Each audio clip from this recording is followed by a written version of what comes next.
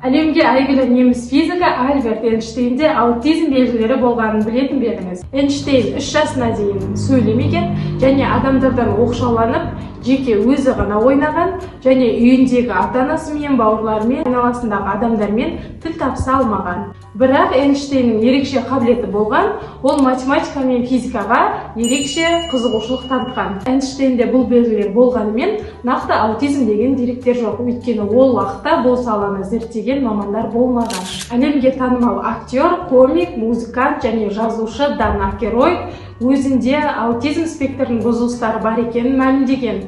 Акеройдта аутизмнің бір түрі Аспергер синдромы болған. Бұл синдром Акеройдтың жетістікке жетуіне кедергі келтірмеген. Аутизмді осы уақытқа дейін мамандар диагноз деп есептеген, бірақ қазіргі таңда жаңа медицина мамандар аутизмді диагноз емес, ол адамның миының табиғи ерекшелігі деп қарастырады. Аутизмі бар адамдардың миы сырттай қалыпты дамығанмен, олардың іс-әрекетінде, мінез-құлқында, адамдармен араласуында, сөйлесуінде, эмоциясын білдіруде қиындықтар болады. Бұндай жағдайда балаға немесе ересек адамға АБА терапиясы қолданылады.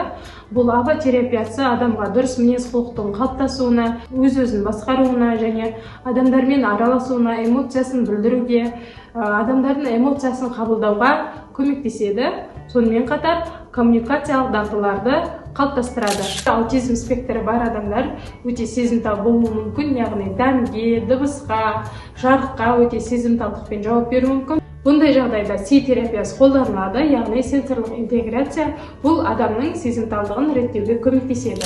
Сонымен қатар аутизм спектрінің бұзылыстары бар адамдарға фармакологиялық көмек керек, яғни невропатолог маманының тағайындауымен дәрі-дәрмек қабылдап ем алуы тиіс. Және режим сақтап дұрыс тамақтануына мән беру керек. Аутизм спектрінің бұзылыстарының әртүрлі деңгейі мен түрлері бар. Аутизм спектріндегі адамдардың ерекше мүмкіндіктері мен ерекше қабілеттері бар. Мысалы, баланың мінез-құлқында қиындықтар болғанымен, оның сурет салуға, ән айтуға, немесе есеп шығаруға деген қызығушылығы басымырақ болуы мүмкін. Егер балаңыз артына қарамаса, көзге қарап байланыс жасамаса, сізбен сөйлеспесе, айналасындағы балалармен ойнамаса, оқшауланып жүретін болса, ойыншықты өз функциясымен емес, тек қана айналдырып ойнайтын болса, немесе заттарды осылай тізіп ойнайтын болса, және өз денесін өзі тербетіп ұзақ уақыт отыратын болса, басын шайқай беретін болса, немесе бір орында секіріп, және көзін, құлағын жауып, шыңғырып жылайтын болса,